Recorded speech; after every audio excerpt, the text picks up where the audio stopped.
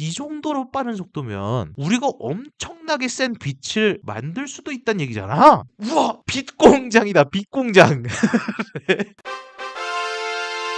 인쇄 시간도 많습니다. 여러분의 시간을 낭비해드릴 느리지만 쿨한 과학, 안 될 과학 랩미팅입니다. 반갑습니다, 교수님. 오늘의 주제 바로 방사광 가속기입니다. 보시면은 이거 뭐 처음에는 이 사진 보고 설마 이 애플에서 우리나라에 제이 캠퍼스를 짓나? 뭐 이런 생각이 들었단 말이죠. 이 생긴 거 보세요. 되게 아름답잖아요. 이 원형의 아름다움. 그리고 가운데 뭔가 그 광장 같은 것도 있고. 요게 바로 이제 우리나라에 2028년부터 운영이 계획되고 있는, 그러니까 2027년에 이제 완공을 목표로 하고 있는 걸로 알고 있어요. 충청북도 청주에 세워지기로 예정된 방사광 가속기의 모습입니다. 방사광 가속기. 물론 이거는 아직 이제 설계 예상도고요. 지금 이제 지어지고 있는데, 이 방사광 가속기 지어진다고 하니까 우리가 또 제대로 알아보고 가야 되지 않겠습니까? 그렇죠? 이 방사광 가속기, 영어로 이제 싱크로트론 라디에이션 혹은 싱크로트론 엑스레이라고도 불리는데, 과연 이게 무엇인가? 사실 이제 가속기 붙으면은 우리가 일반적으로 알고 있는 게 바로 이제 입자 가속기인데, 프랑스의 세른이라든가 이런 데서 우리 막 그 반물질 특집할 때 막 양성자 막 엄청 빠르게 돌려가지고 가속시켜가지고 부딪혀서 반물질 만들고 막 그러지 않았습니까? 그게 이제 어떻게 보면 이제 입자 가속기 중에 하나인데, 이거는 입자 가속기라고 안 써 있고 방사광 가속기라고 써 있단 말이에요. 방사하니까 뭔가 괜히 이제 또 방사능은 아닌가, 광하니까 또 빛인 것 같고, 빛은 원래 속도가 불변하잖아요. 제일 빠른 게 빛의 속도잖아요. 제일 빠른 게 빛의 속도. 근데 뭘 그걸 가속을 할까? 이렇게 되는데, 사실은 기본적인 가속기 자체는 입자 가속기입니다.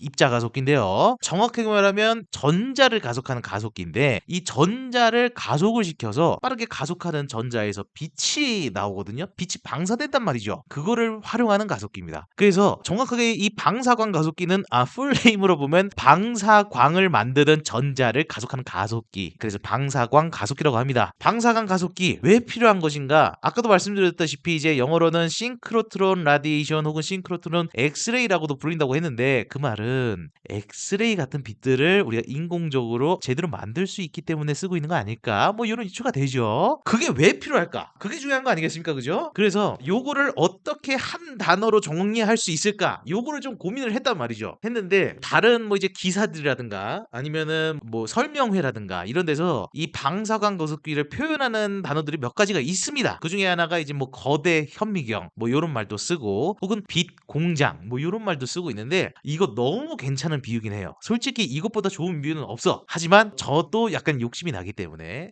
저는 이 방사광 가속기 한 단어로 정의하면 무엇인가? 단어는 아니네요. 문장이네요. 원자를 보는 눈이라고 정의를 할 수 있지 않을까? 이런 생각이 듭니다. 원자를 보는 눈. 왜일까?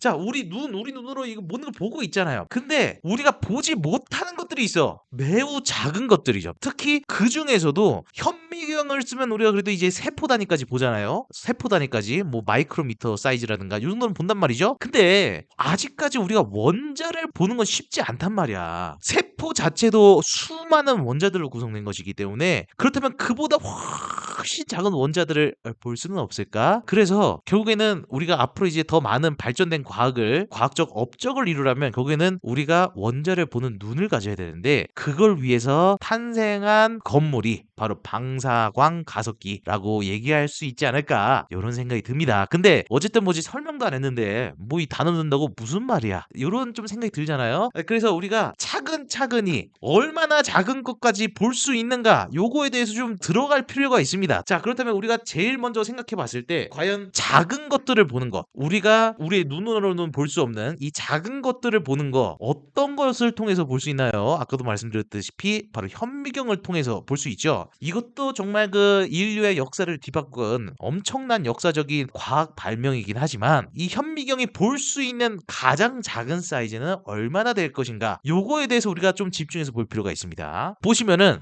여기 식이 자그맣게 써 있죠. 현미경이 볼 수 있는 크기라고 보시면 돼요. 일종의, 혹은 두 작은 공들 사이에 구분할 수 있는 거리, 요 거리가 크면 클수록 우리가 이거를 구분을 못 하겠죠. 그래서 요 거리를, 작은 거리까지도 우리가 우리가 이렇게 여기 두 개 떨어져 있어라고 구분을 할 수 있어야 되는데 요거를 우리가 이제 레졸루션 혹은 분해능이라고 해요. 분해능. 보시면은 이 분해능을 나타내는 식이 요거라고 보시면 됩니다. 그래서 대충 요거보다 작은 건 구분을 못 한다고 생각하시면 돼요. 근데 여기 보시면 이 그리스 기호가 하나 있죠. 이게 람다라고 하는데 요 람다가 파장이에요. 파장. 뭐의 파장? 빛의 파장. 그때 뭐 우리가 뭐 이제 항상 이 빛의 파장에 대해서 많이 얘기를 다뤘었는데 빛이 갖고 있는 진동이 있습니다. 빛은 어쨌든 파동의 특성을 갖고 있기 때문에 그래서 빛이 갖고 있는 진동에 따라서 그 진동하는 길이를 우리가 이제 파장이라고 하거든요. 한 번 진동하는 길이를. 그래서 그 길이가 다 다르단 말이죠. 색마다. 우리가 보는 눈 가시광선이 있지 않습니까? 이 가시광선도 빨주노초 파남보가 다른 파장을 갖고 있어. 그래서 색이 다르게 보이는 거야. 그렇다면 우리가 구분할 수 있는 크기에 대한 식이 파장에 비례를 한다면 파장이 길어지면 길어질수록 작은 어떤 물체들을 볼 수 있는 성능이 떨어진다는 얘기죠. 분해를 못하기 때문에. 그죠? 파장이 길어지면 길어질수록. 그래서 우리가 작은 물체를 보려면은 파장이 짧으면 짧을수록 좋은데 문제는 우리가 보는 이 현미경, 가시광선이죠. 가시광선의 현미경이 보시다시피 짧아봤자 380, 보라색이. 그 빨간색은 심지어 742배 정도 돼요. 거의 2배. 그래서 이 말은 뭐냐? 우리가 현미경으로 볼 수 있는 가장 작은 사이즈가 물론 이제 렌즈를 잘 만들면은 조금 더 확보를 할 수 있다고 치지만 거의 이제 뭐 파장에 비례하거든요. 파장이랑 거의 비슷하거든요. 그래서 우리는 이제 수백 나노미터 이하, 그러니까 뭐 예를 들어서 380 나노미터 이하서부터는 구분하기가 힘든 거야. 그러니까 예를 들어서 뭐 100나노짜리 혹은 50나노짜리 공 두 개가 이렇게 같이 이렇게 어우러져 있는데 그 두 개가 하나인지 두 개인지 구분이 안 되는 거야. 왜? 이게 지금 공이 몇 개인지 어떻게 알아요? 그죠? 그래서 여기가 380 나노미터라면 그 이하 가시광선보다 작은 사이즈의 어떤 물체들은 우리가 볼 수가 없다는 것이죠. 그렇다면 뭐가 문제가 되겠습니까? 오늘의 주제 방사광 가습기 원자를 보는 눈 아니겠습니까? 원자나 분자를 볼 수 있어야 되는데 원자의 크기는 보시다시피 1나노미터보다도 작습니다. 아까 가시광선 파장이 짧아봤자 380 나노미터라 그랬죠. 수백 배 이상이 작은 거예요. 수백 배 이상. 제일 작게는 1옹스트롬이라고 그러거든요. 일반적으로 원자의 사이즈를 나타내는 단위가 1옹스트롬인데 뭐 그건 이제 수소 원자를 기준으로 하고 있기 때문에 1옹스트롬이 0.1 나노미터예요. 0.1 나노미터. 근데 아까 가시광선 짧아봤자 뭐 400 나노미터.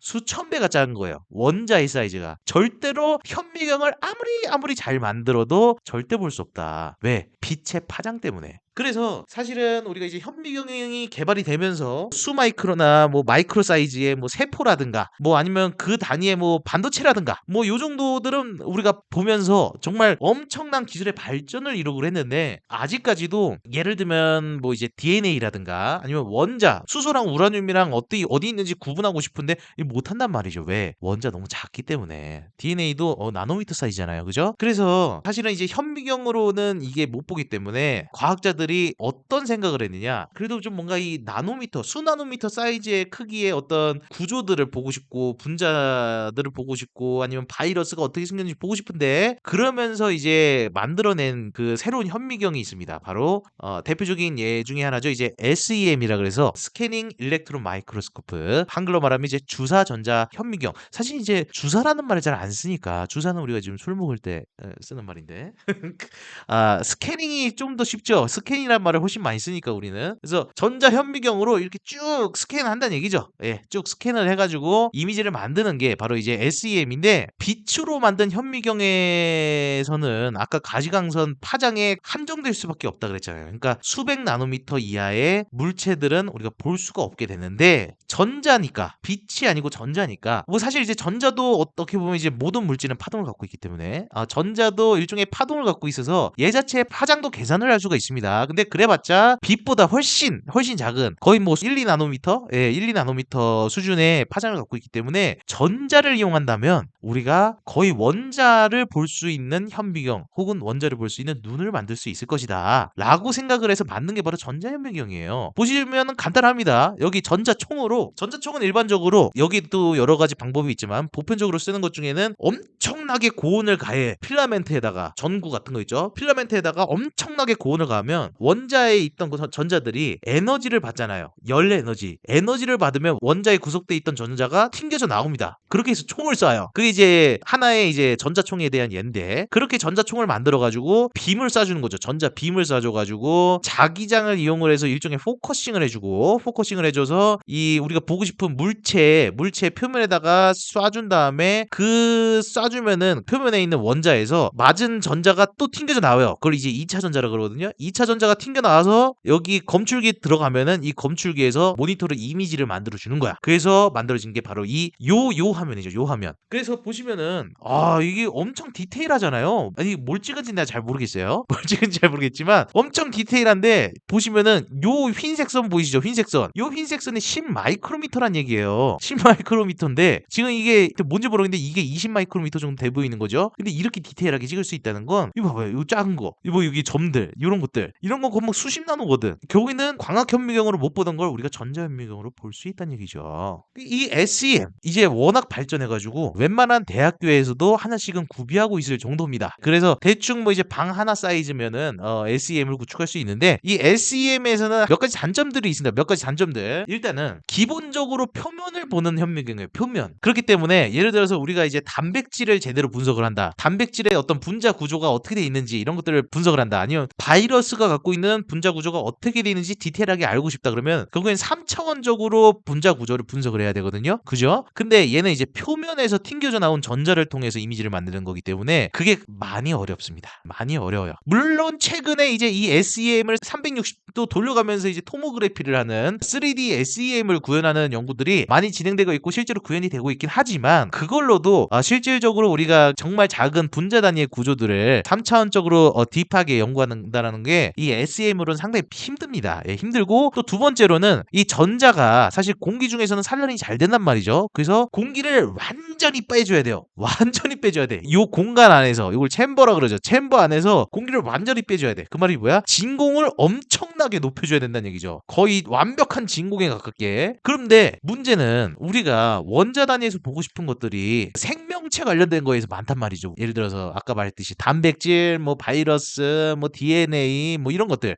특징이 뭐예요? 물이 많아. 물이 많이 함유돼 있어. 그 말은 뭐야? 진공을 빼면 뺄수록 어떻게 되겠어요? 물이 증발한단 말이야. 진공이 너무 높으면 이 안에서 샘플이 살아남기가 쉽지 않아요. 쉽지 않아서 이런 것들 찍기 위해서 그 어떤 생물학적 샘플 같은 경우는 엄청나게 복잡한 과정을 거쳐서 이 고진공에서도 버티고 촬영을 할 수 있게끔 만듭니다. 그래서 실질적으로 사실 찍는 것 자체가 쉽지가 않죠. 원자를 보는 눈이라고 하지만 쉽게 보기 힘든 눈이다.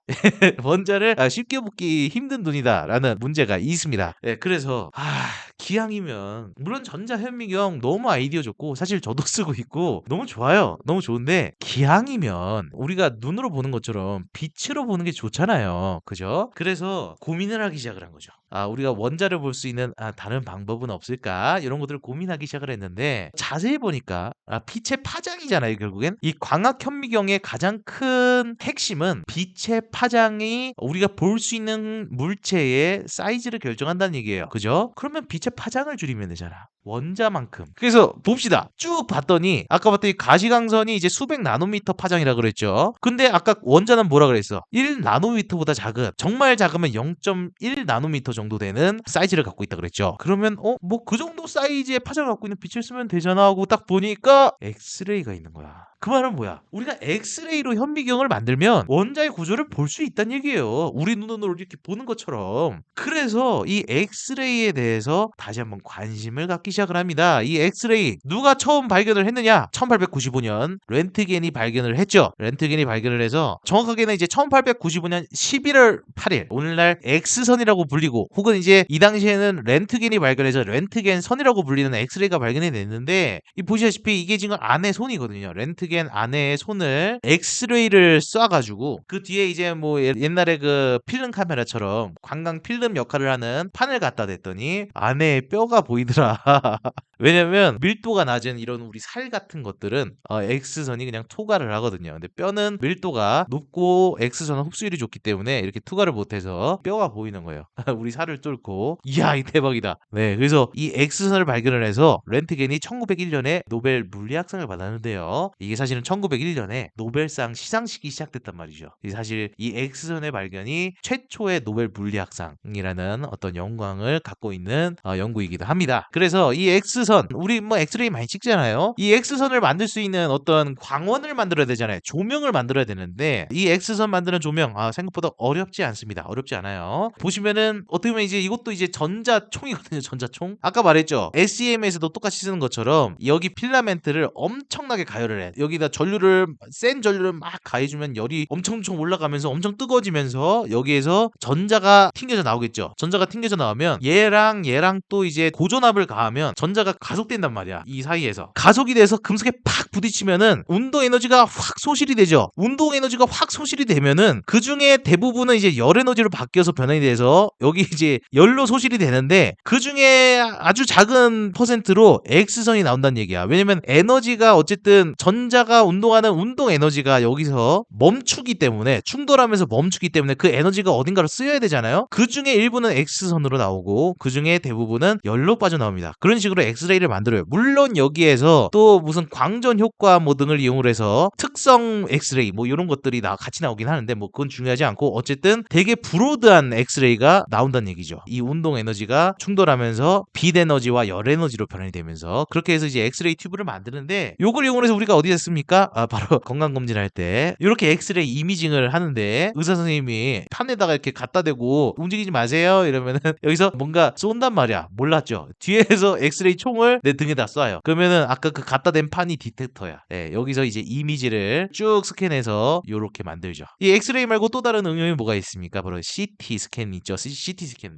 요거는 이제 보시면은 똑같아요. 엑스레이 이미징이랑 똑같은데 요거는 요 링이 쭉 돌아가. 아까 여기 검출기가 있고 뭐 예를 들어서 이제 카메라라고 보시면 돼요. 엑스레이 카메라가 있고 여기 엑스레이 광원이 있는 거잖아요. 그죠? 요거를 링으로 만들어서 360도 삥을 돌리는 거야. 여기가 이제 카메라 역할을 하는 검출기고 엑스레이 광원이 이렇게 쏴주면 360도를 삥 돌아서 우리 몸을 삥 찍는 거야. 그러면은 빛이 나가는 빛의 각도 때문에 우리가 내부도 대충 어차피 투과해서 가기 때문에 이 내부도 3차원으로 찍을 수가 있어요. 내부도 3차원으로 이렇게 찍어서 우리 몸 내장이 어떻게 돼 있는지를 쭉 스캔하는 CT 스캔으로 쓰고 있죠. 그렇다면 우리 뭐 이제 엑스레이 있으니까 엑스레이 또 만들었고 엑스레이 튜브 있잖아요. 광원도 있고 카메라도 있어.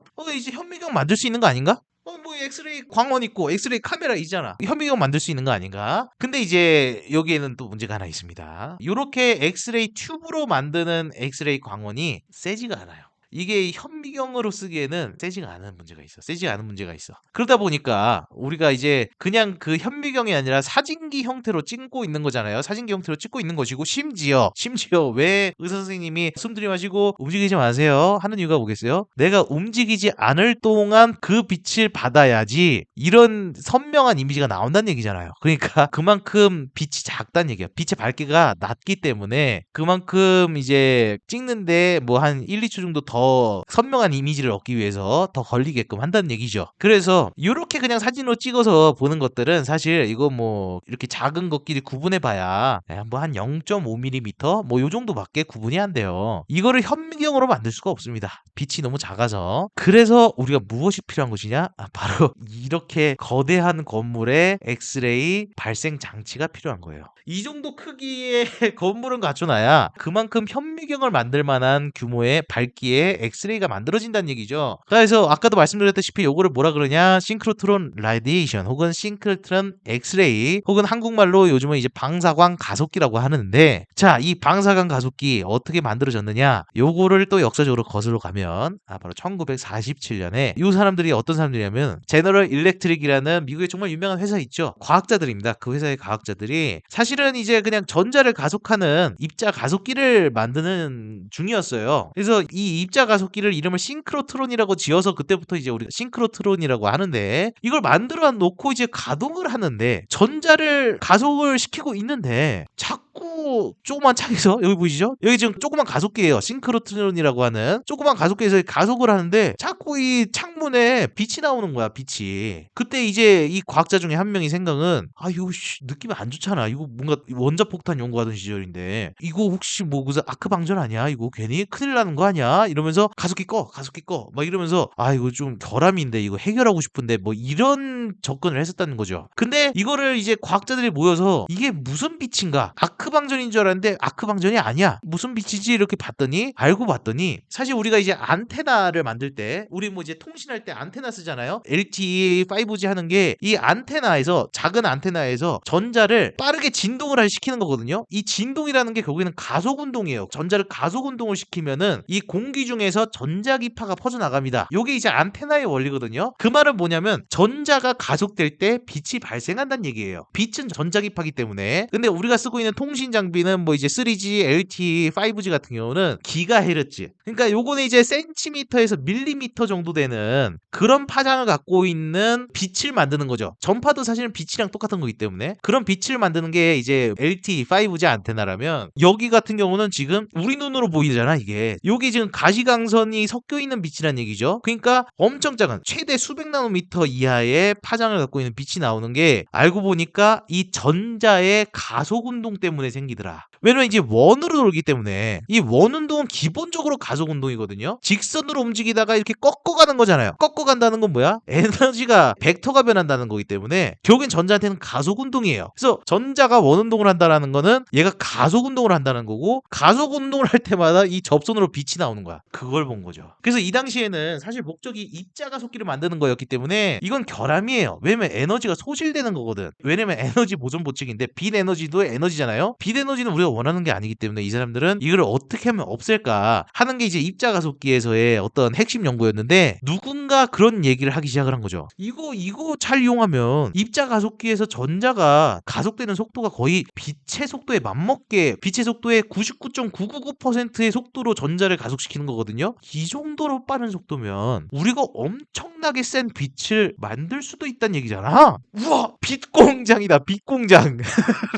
빛 공장을 만들 수 있다. 그래서 그 뒤부터 과학자들이 바로 방사광 가속기 aka 빛 공장을 이 방식을 이용을 해서 만들기 시작을 합니다. 실제로 전자의 가속하는 속도가 워낙 빠르기 때문에 이걸 이용을 해서 엄청 센 빛의 엑스레이를 만들 수 있다는 것을 발견을 하게 됐고 이거를 이용을 해서 뭐 엑스레이뿐만 아니라 실질적으로는 적외선부터 가시광선, 자외선, 엑스레이까지 엄청 넓은 스펙트럼의 빛이 발생이 돼요. 물론 나중에 가면 이제 그것까지도 이제 속가서 만들 수 있는 기술들이 만들어지긴 하는데 이거를 우리가 빛 공장을 만들 수 있겠다 해서 그때부터 과학자들이 방사광 가속기라는 이름을 짓고 연구를 하기 시작합니다. 그래서 보시면은 뭐 예를 들면 이런 거예요. 여기 보시면 이렇게 원형으로 돼 있는데 요 빨간색 보이시죠? 빨간색. 요 빨간색들이 자석이에요, 자석. 자석이 왜 필요한가? 왜냐면은 전자가 이렇게 원으로 돌아야 되잖아요. 속도가 빠르면 직진인데 직진이 아니라 이렇게 원으로 돌게끔 하려면 전자의 경로를 꺾어줘야 되거든요. 꺾어주면 또 아까 뭐라고 했어요? 꺾어주는 것 자체가 가속 운동이기 때문에 꺾어주는 순간 또 이 빛을 쓸 수가 있는 거고 빛 공장을 만들 수 있는 거고 이 빛 공장이 하나, 둘, 셋, 넷, 다, 일곱, 여덟 막 수십 개도 만들 수 있는 거죠. 그죠? 그래서 이 꺾어주기 위해서 자석을 쓰는 겁니다. 왜 꺾이느냐?